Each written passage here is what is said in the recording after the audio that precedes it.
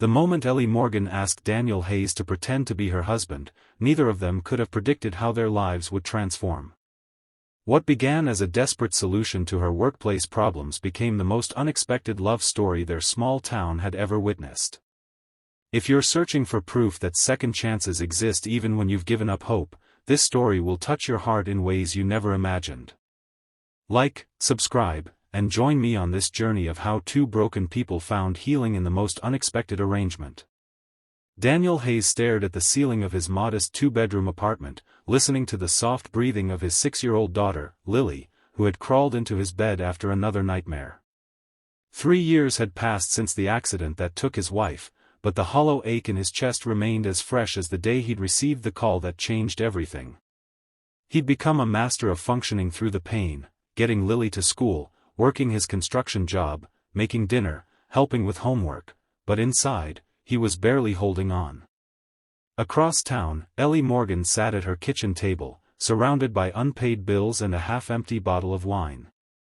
At 34, she had built a respectable career as the marketing director at Westfield Industries, the largest employer in Cedar Grove. But her success had come at a price. Her boss, Richard Westfield, had been making increasingly inappropriate comments and accidental touches for months. When she'd finally gathered the courage to rebuff him, his behavior had shifted to professional sabotage, criticizing her work in front of colleagues, assigning impossible deadlines, and making thinly veiled threats about her job security. The company retreat was approaching, a weekend at a luxury resort where Richard would be introducing her to potential clients. The thought of being alone with him for 3 days made her stomach churn. In a moment of desperation, she had told him she was married, hoping it would create some boundary. His response had been immediate: "Bring your husband to the retreat. I'd love to meet the man who captured our Ellie's heart." Now she had 3 weeks to produce a husband she didn't have. The following morning, Daniel was struggling to braid Lily's hair for school when his phone rang. Mrs. Peterson, their elderly neighbor who watched Lily after school, had fallen and broken her hip. She would be in recovery for at least 6 weeks. Daniel felt panic rising in his throat. Without childcare, he couldn't work, and without work, they couldn't survive. That afternoon, as Daniel sat in the park watching Lily play while making desperate calls to find a new sitter, Ellie was jogging past, trying to clear her head. She recognized Daniel vaguely. Cedar Grove was small enough that most faces were familiar, and noticed his obvious distress. Something made her slow down. "Everything okay?" she asked, stopping beside his bench. Daniel looked up, momentarily startled by the concern in a stranger's eyes. "Just childcare problems," he said with a tired smile. Nothing new in the life of a single parent. Something about his exhausted honesty struck Ellie. Before she could overthink it, she sat down. "I'm Ellie Morgan. I've seen you around town with your daughter. Daniel Hayes. And that tornado on the slide is Lily." They fell into easy conversation. Daniel explained his situation, and Ellie found herself sharing her workplace dilemma. As the sun began to set and Lily grew tired, they exchanged phone numbers, both feeling an unexpected connection but unsure what to do with it.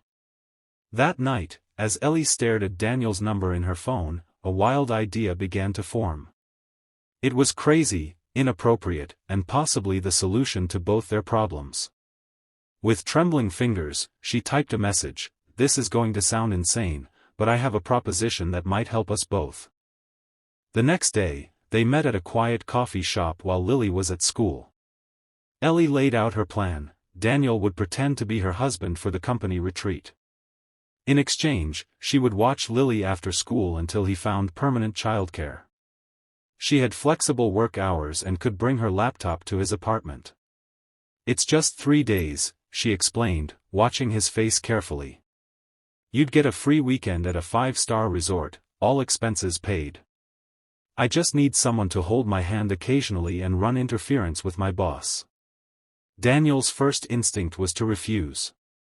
Pretending to be married to a woman he barely knew seemed like the plot of a bad movie.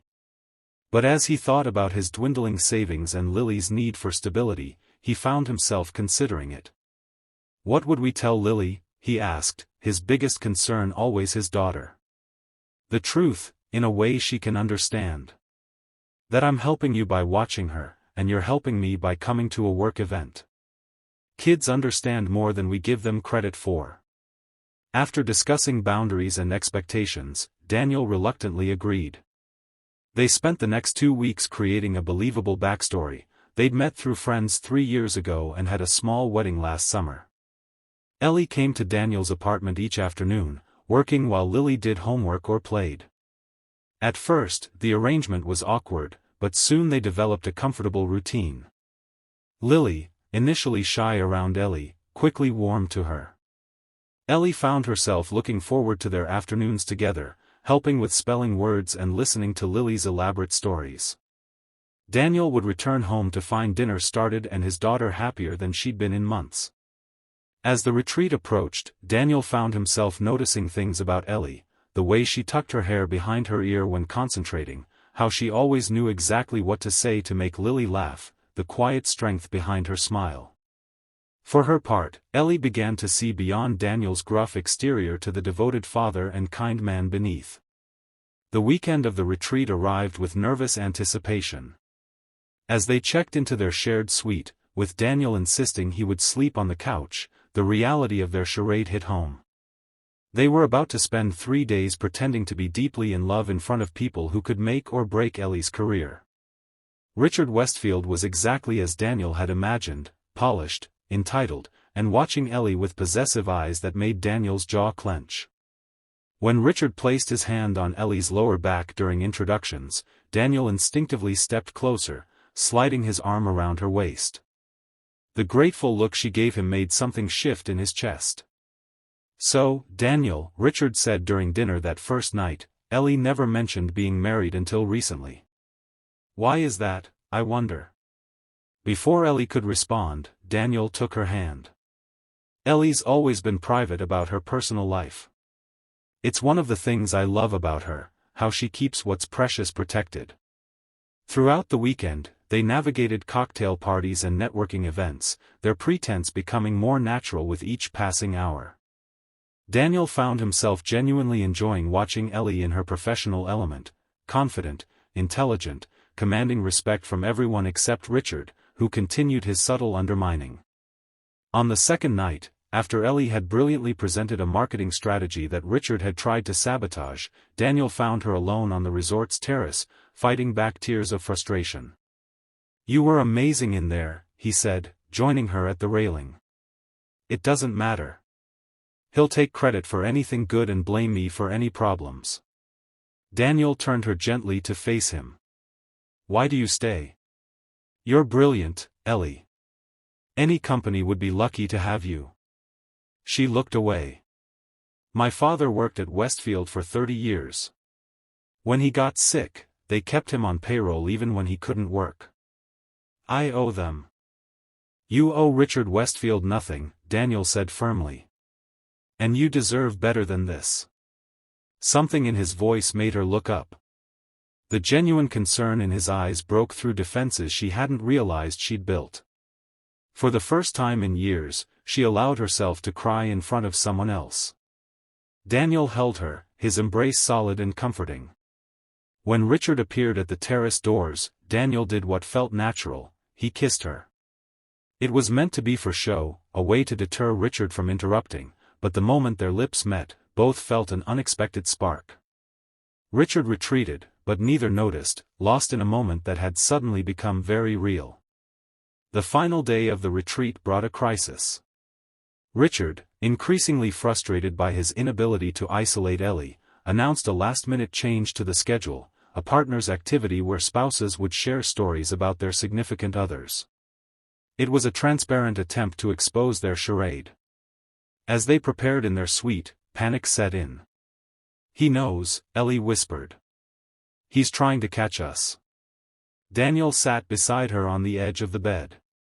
"Then let's give him a story he can't question." They spent the morning sharing details of their lives, real ones. Daniel told her about meeting his late wife in college, about the day Lily was born, about the accident that left him a single father. Ellie shared her childhood dreams of becoming an artist before practical concerns led her to marketing, her father's long illness, her fear of ending up alone. When the time came for the activity, Richard called on them first, his smile smug. "Daniel, tell us how you knew Ellie was the one." Daniel looked at Ellie, and in that moment, the lines between pretense and reality blurred. "I knew because she sees people, really sees them. The first time we met, I was at my lowest point, and she stopped to ask if I was okay when everyone else just walked by. She has this way of making my daughter feel heard and important. She brings light into rooms without even trying."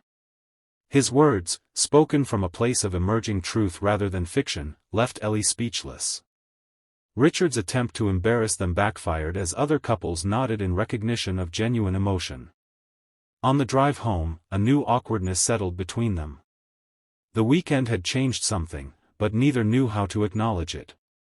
As Daniel pulled up to Ellie's house, she broke the silence. "Thank you for doing this. I know it wasn't easy." "Actually," he said quietly, "parts of it were easier than they should have been." Their eyes met, 1,000 unspoken words passing between them. But fear, of rejection, of complication, of loss, kept them from saying more. Ellie got out of the car with a promise to see him tomorrow for her regular time with Lily. The following weeks brought a shift in their arrangement. Daniel found a permanent after-school program for Lily, eliminating the practical need for Ellie's help. But she continued to come by, now simply as a friend to both Daniel and Lily. Weekend outings became common, trips to the zoo, picnics in the park, movie nights with Lily between them on the couch. At work, Ellie found a new confidence. Richard's behavior had improved slightly after the retreat, but the weekend had crystallized her realization that she deserved better. She began quietly applying for other positions while documenting every inappropriate comment and action. One evening, as Daniel walked Ellie to her car after dinner at his place, Lily called from the window, "Are you going to kiss Ellie goodnight, Daddy? Like people do when they love each other?" Both adults froze, embarrassed and uncertain. Ellie recovered first, waving to Lily with a laugh. "Your dad and I are just friends, sweetie." But as she turned to go, Daniel caught her hand. "What if I don't want to be just friends?" The question hung between them, honest and vulnerable. Ellie's heart raced. "I don't want to complicate your life. You and Lily have been through so much. My life was complicated before you. Since you, things have felt clearer." He stepped closer. "I'm not saying I have everything figured out. I'm still healing. But I know that when you're around, I feel more like myself than I have in years." Their first real kiss, without an audience or pretense, was gentle and questioning. It held no promises except one, to see where this unexpected connection might lead. 2 months later, Ellie received a job offer from a competing firm with better pay and a female CEO known for mentoring women in business. On her last day at Westfield, she delivered a detailed report of Richard's behavior to the board of directors, along with statements from other women who had come forward after seeing her stand up to him. That night, she celebrated her new beginning with Daniel and Lily. As they toasted her success with sparkling cider, for Lily's benefit, Daniel revealed his own news. He had enrolled in night classes to finish the architecture degree he'd abandoned after his wife's death. "You inspired me," he told Ellie. "Watching you fight for what you deserve made me remember old dreams I thought were gone." 6 months into their relationship, they faced their first real challenge when Daniel's in-laws visited. They struggled to accept Ellie, seeing her as an attempt to replace their daughter. The tension culminated in a painful dinner where his former mother-in-law broke down, accusing Daniel of forgetting her daughter. Later that night, after his parents-in-law had gone to their hotel, Daniel found Ellie packing a small bag. "What are you doing?" he asked, alarmed. "Giving you space. They need time with you and Lily without me complicating things." Daniel took the bag from her hands. "You're not a complication. You're part of our healing." He sat heavily on the bed. I'll always love Sarah. She gave me Lily and 5 wonderful years. But loving you doesn't diminish that, it honors it. She would have wanted us to be happy. The next day, Daniel took his in-laws to the cemetery. Standing before Sarah's grave, he spoke honestly about his grief, about raising Lily alone, about meeting Ellie and finding unexpected joy. Through tears, Sarah's mother finally embraced him. She would approve of Ellie, she said. Sarah never wanted you to be alone. As their first anniversary approached, their real one, not the fictional date they'd created for their charade, Daniel took Lily shopping for a special gift. His daughter, now 7 and fiercely protective of Ellie, had very specific ideas about what they should buy. On a crisp autumn evening, Daniel took Ellie back to the park bench where they'd first really talked. Lily ran ahead to play, giving them a moment alone. "1 year ago, you asked me to pretend to be something I wasn't," he said, taking her hands. "It was the best lie I ever told, because it led to the most honest I've ever been." He knelt before her, pulling out a small box. "I don't want to pretend anymore. I want to be your husband, for real this time." Before Ellie could answer, Lily came running back, unable to contain her excitement. "Say yes. Say yes. I helped pick the ring and everything." Laughing through tears, Ellie pulled Lily into their embrace. "Yes," she said, looking at both of them. "Yes to being a family." They married the following spring in a small ceremony in that same park. Richard Westfield had been removed from his position following the investigation Ellie had triggered, and Westfield Industries, now under new leadership, was one of her new firm's biggest clients.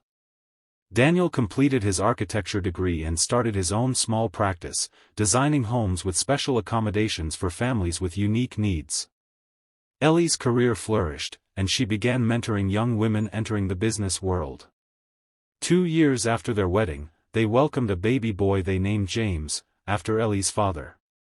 Lily, now 9, took her role as big sister with solemn responsibility, reading to him every night and explaining the world as she understood it. On quiet evenings, when the children were asleep, Daniel and Ellie would sometimes marvel at the unlikely path that had brought them together. A desperate lie that had revealed the deepest truths. A pretend marriage that had led to a real one. 2 broken people who had found that sometimes the most beautiful things are created from fragments. Their story spread through Cedar Grove, becoming something of a local legend, how a fake relationship had transformed into the most genuine love many had ever witnessed. It reminded people that second chances come in unexpected packages, that healing isn't linear, and that sometimes the bravest thing you can do is open your heart again after it's been shattered. If you've been moved by Daniel and Ellie's journey from pretense to profound love, remember that sometimes life's most beautiful chapters begin with the words, "What if?" Like their story, your own may take unexpected turns toward joy you never imagined possible. If this story touched your heart, please like this video and subscribe to our channel for more tales of love, courage, and second chances that remind us all of the remarkable resilience of the human spirit.